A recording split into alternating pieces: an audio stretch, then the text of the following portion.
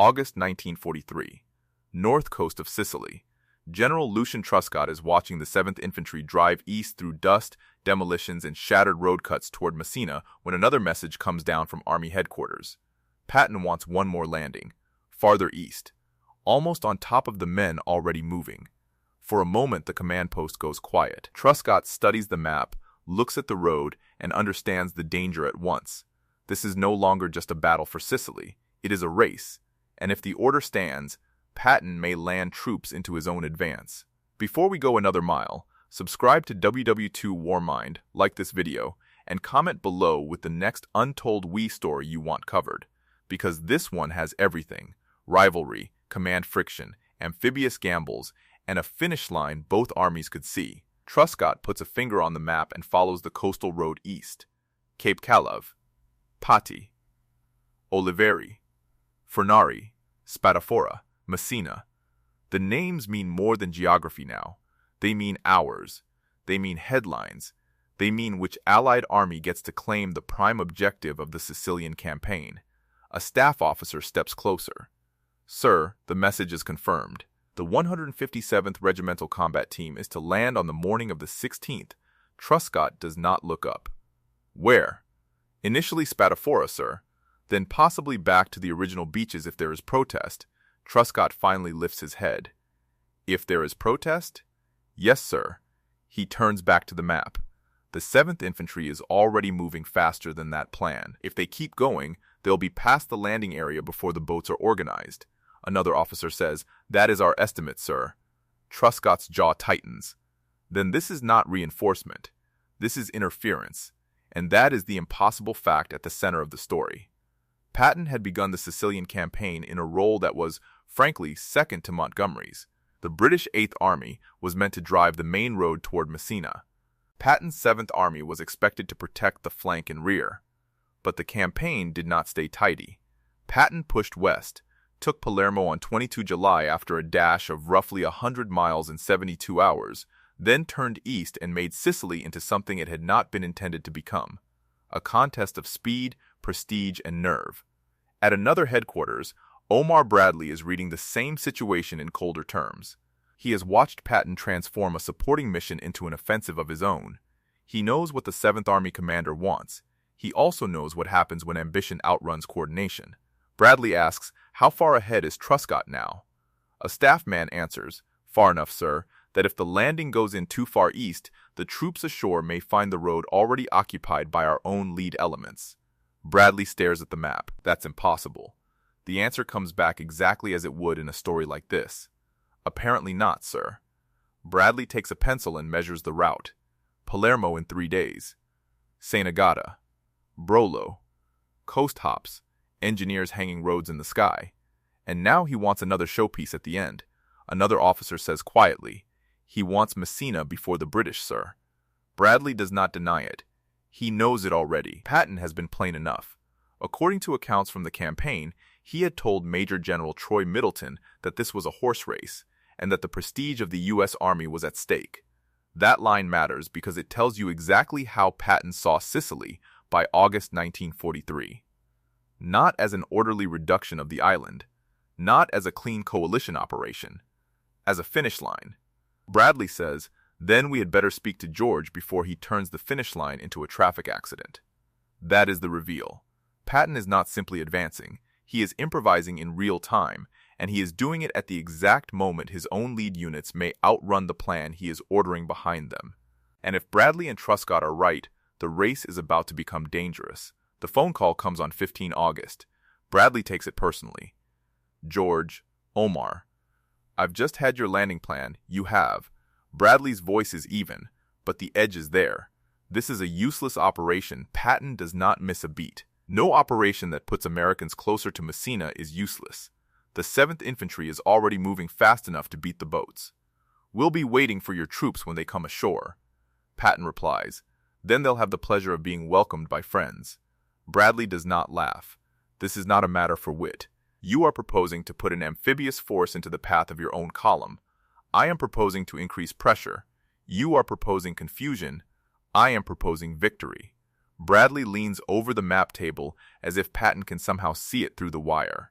Victory is not made easier by landing into the middle of Truscott's advance. Patton's voice hardens. Omar, the whole island knows where the prize is now.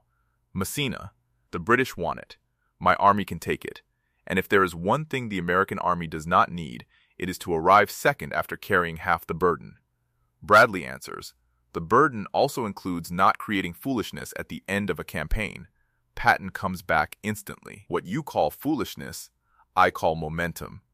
Bradley says, what I call command is knowing when the front is already moving. There is a pause. Then Patton lowers his voice slightly, not softer, but more personal.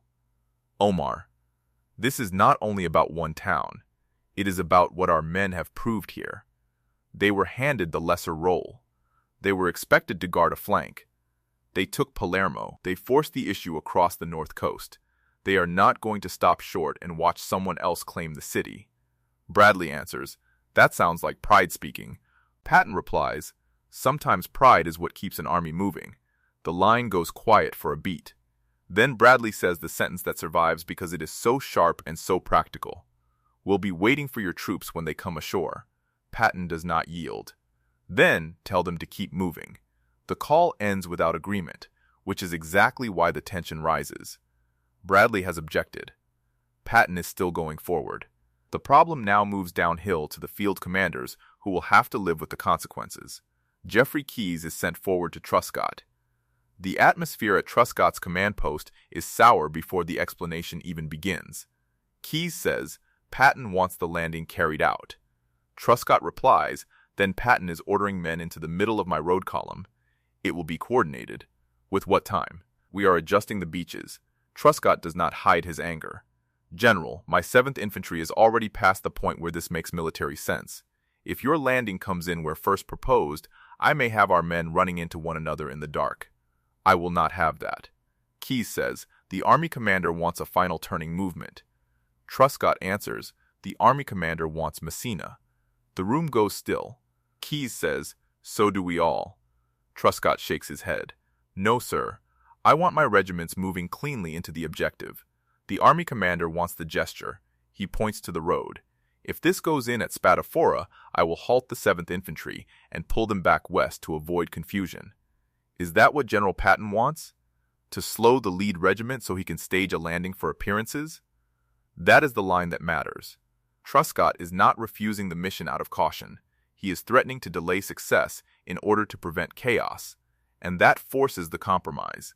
The landing is shifted back toward the original beaches rather than placed farther east where it might tangle directly with the 7th Infantry's advance. Even then, Truscott wants it cancelled. And while the Americans are arguing over how to finish first, the Germans are conducting the more important operation on the island. This is where the script has to widen, because the race to Messina is dramatic, but it is not the whole story. On the Axis side, Colonel General Hans Hube is running a withdrawal across the Strait of Messina that becomes one of the most successful evacuations of the war. By the evening of 13 August, according to the official U.S. Army history, about 15,000 men, 1,300 vehicles, 21 tanks, and 22 assault guns had already crossed. While Patton and Montgomery are competing for the city, Hube is quietly saving an army. A German officer at a ferry point asks, how much longer can we hold the roads? The answer comes back, long enough if the rear guards keep discipline. Are the ferries still moving? Yes. By night? By night, by day, whenever the bombing slackens. That is the hidden race. The Allies are racing for honor. The Germans are racing for survival. And only one side has a perfectly clear objective. Along the north coast, the advance itself becomes a character in the story. German demolitions rip the road apart at Cape Calav. A tunnel is partially destroyed. A cliffside section of highway is blown into the sea. For any ordinary advance, that might mean a long pause. But the 10th Engineer Battalion produces one of those wartime feats that sounds invented until you read the record. They hang a makeshift span over the shattered gap, what the official history called a bridge in the sky, and within hours vehicles are inching across where there had been only air and rock. An engineer officer wipes grit from his face and says, General, we can get jeeps over it. How long for heavier traffic? A little longer. Truscott answers, then make it shorter. That is how the North Coast Drive works in miniature. Every German demolition buys time, every American improvisation steals it back. And over all of this sits the higher command problem.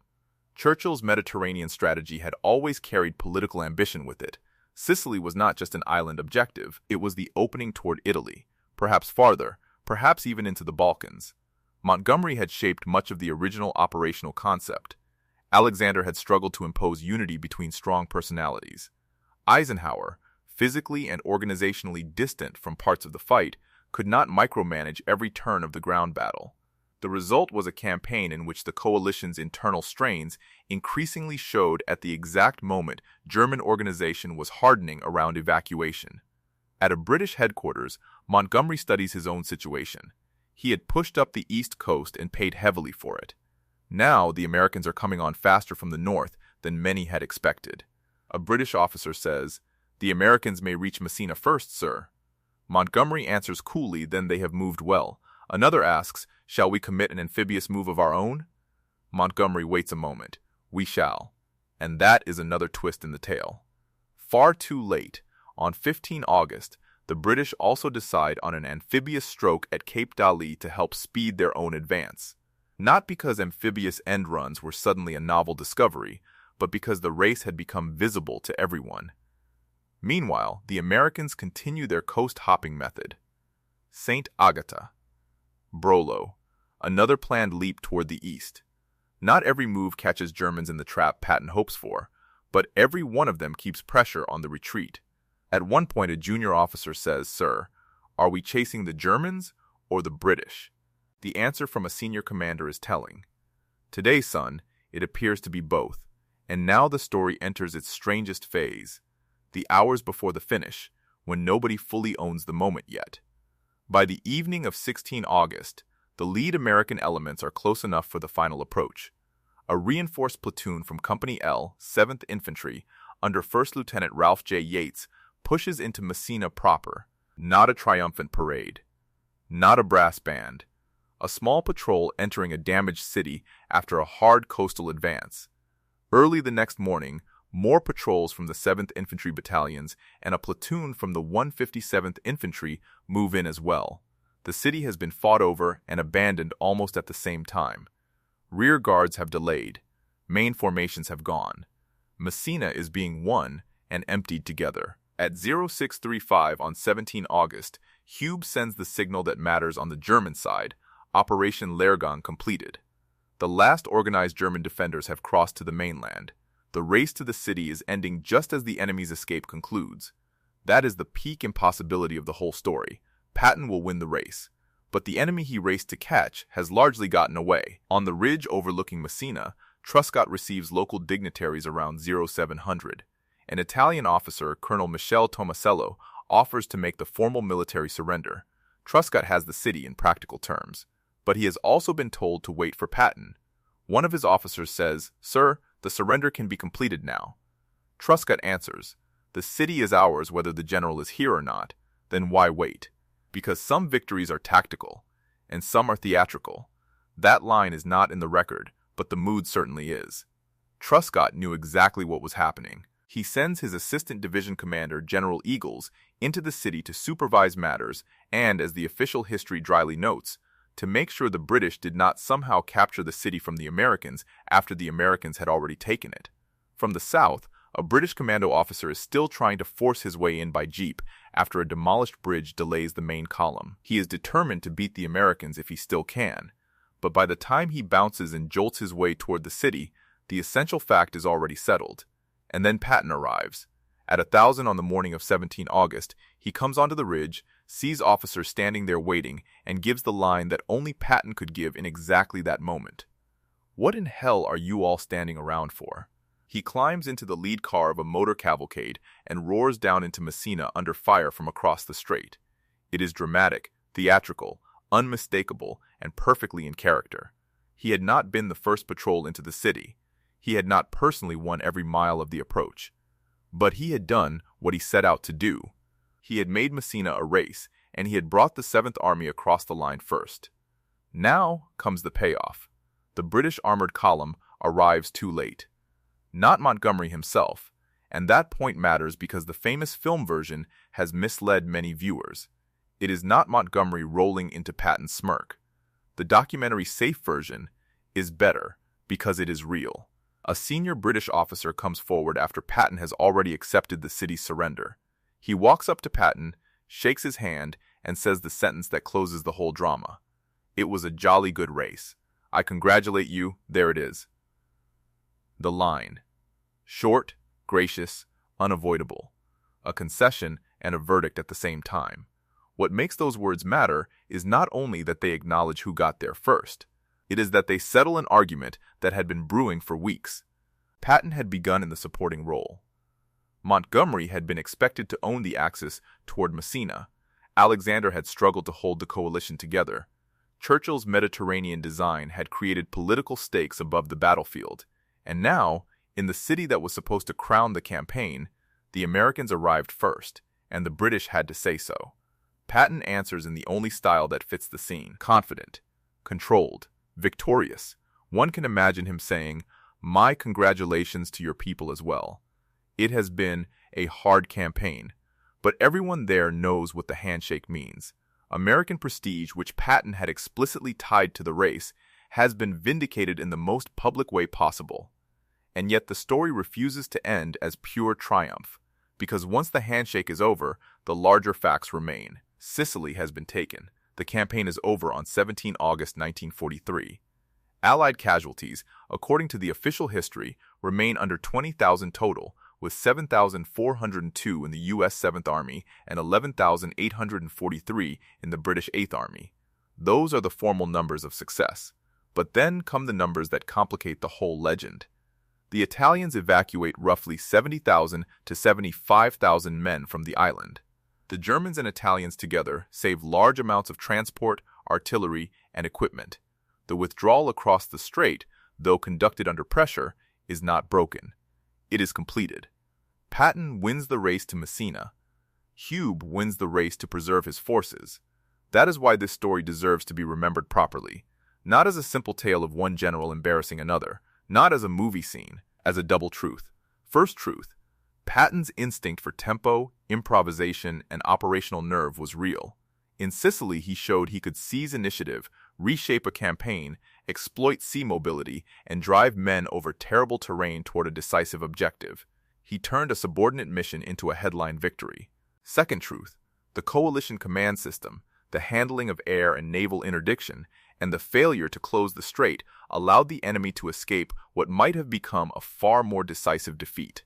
In the final judgment of the official U.S. Army history, the 7th Army, once stopped from continuing directly to Messina, refused to relinquish all thought of offensive action, crossed western Sicily, turned east, and entered the city just a few hours before the 8th Army. That sentence is important because it captures both the stubbornness and the achievement. At one final headquarters table, you can almost hear the summary. A staff officer says, "Sir, we won the city." Another answers, "Yes." And the Germans? The answer is slower this time. Too many of them won the strait. That is the closing note. Patton turned Sicily into a private race and beat Montgomery by hours, but at 0635 on 17 August, across the water, the final German signal had already gone out. Operation Lehrgang completed. So the last image of this story should not be only Patton in Messina, though that image is earned. It should also be ferries in the dawn light, vehicles and men moving to the mainland, proof that in war a dramatic finish can still hide a strategic escape. And that is why this episode has lasted so long in memory. It contains both brilliance and frustration, speed and missed opportunity, prestige and unfinished business. Patton got the city. The British had to admit it. But the campaign also showed how rivalry, command friction, and imperfect coordination could let a beaten enemy preserve strength for the battles still to come in Italy. If you want more untold WWII stories told with documents, maps, memoirs, and the real words of the men who were there, subscribe to WWII Warmind, like this video, and comment below with the next commander, battle, or rivalry you want covered.